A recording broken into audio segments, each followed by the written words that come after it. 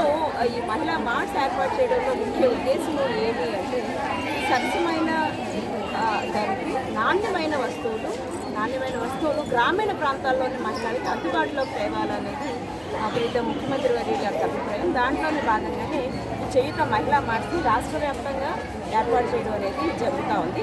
దీంట్లో ఇది ఇక్కడ ఆనందపురం మహిళా మార్ట్ 45వ మహిళా మార్ట్కి ఏర్పాటు చేసినప్పటికీ దీనికి అనుబంధంగా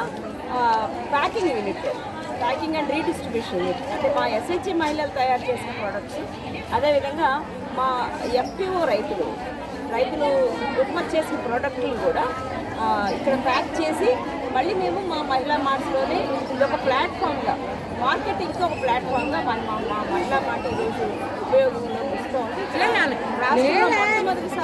ఓపెన్ చేయడం జరిగింది. ఇది అన్ని జిల్లాల్లో కూడా ఓపెన్ చేస్తాము. అదేవిధంగా ఇక్కడ వచ్చే ప్రతి రూపాయి కూడా మహిళల యొక్క సొంత డబ్బులతో పెట్టింది కాబట్టి సంవత్సరాంతంలో మళ్ళీ వారికి దాని మీద వచ్చిన లాభాలను కూడా మళ్ళీ మేము షేర్ని వాళ్ళకి అందించడం అనేది జరుగుతుంది. ఇది ఇక్కడ మహిళలే పెట్టుబడిదారులు, మహిళలే కొనుగోలుదారులుగా ఉన్నారు కాబట్టి ఈ మార్ట్ దిగ్విజయంగా 10 కాలాల పాటు నడవాలని మనస్ఫూర్తిగా కోరుకుంటూ ధన్యవాదాలు. వాటి తట్టుకుని తప్పకుండా నిలబెడతామండి. కార్పొరేట్ స్టోర్లకి రేటు విషయంలో కూడా మేము నిలబడతాము. ఎందుకు నిలబడతాము అంటున్నామంటే మేము ప్రభుత్వం నుంచి వివిధ కంపెనీలతో టైఅప్ చేసుకుంటున్నాం.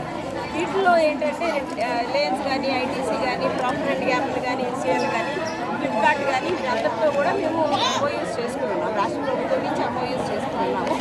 ఇక్కడ ప్రతి సరుకు కూడా మా మార్ట్కి 20 నుంచి 30% రాయితీతో మాకు దొరుకుతుంది. కాబట్టి ఇక్కడ మార్ట్కి కొంత మార్జిన్ చేసుకుని మేము కస్టమర్కి కూడా ఎంఆర్పీ కన్నా తక్కువ ధరకే మేము ఇక్కడ ఇవ్వగలుగుతాం.